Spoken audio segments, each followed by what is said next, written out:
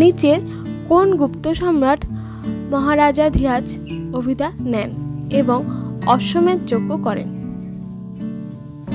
উত্তর গ অর্থাৎ প্রথম কুমারগুপ্ত। দ্বিতীয় চন্দ্রগুপ্তের মৃত্যুর পর তার পুত্র প্রথম কুমারগুপ্ত 415 খ্রিস্টাব্দে সিংহাসনে বসেন। সমকালীন এক লেখে কুমারগুপ্তকে সমুদ্রমেখলা পৃথিবীর অধিপতি রূপে বর্ণনা করা হয়েছে।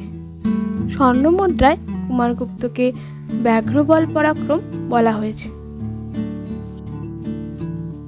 কুমারগুপ্তের রাজত্বের একেবারে শেষের দিকে এক পরাক্রান্ত শত্রু বাহিনী গুপ্তরাজ্য আক্রমণ করে। এই ঘটনা জানা যায় স্কন্দগুপ্তের রাজত্বকালে উৎকীর্ণ ভিত্তিস্তম্ভ লেখ থেকে।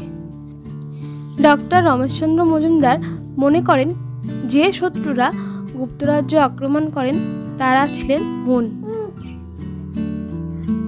অনেক ঐতিহাসিক এই আক্রমণকারীদের পুষ্যমিত্র রূপে চিহ্নিত করেছেন, আবার অনেকের মতে এরা ছিলেন যুদ্ধমিত্র।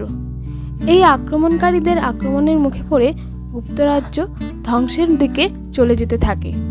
আক্রমণকারীদের ঠেকাতে স্কন্দগুপ্তকে পাঠানো হয়, তার হাতে শত্রুরা পরাজিত হয়। সমুদ্রগুপ্তের মতো কুমারগুপ্ত একটি অশ্বমেধ যজ্ঞ সম্পন্ন করেন। এই যজ্ঞ উপলক্ষে তিনি বিশেষ ধরনের স্বর্ণমুদ্রা প্রবর্তন করেন। তার রাজত্বের শেষের দিকে গুপ্তরাজ্যে আর্থিক অবনতি দেখা যায়। তার মৃত্যুর পর তার পুত্র স্কন্দগুপ্ত 456 খ্রিস্টাব্দে সিংহাসনে আরোহণ করেন।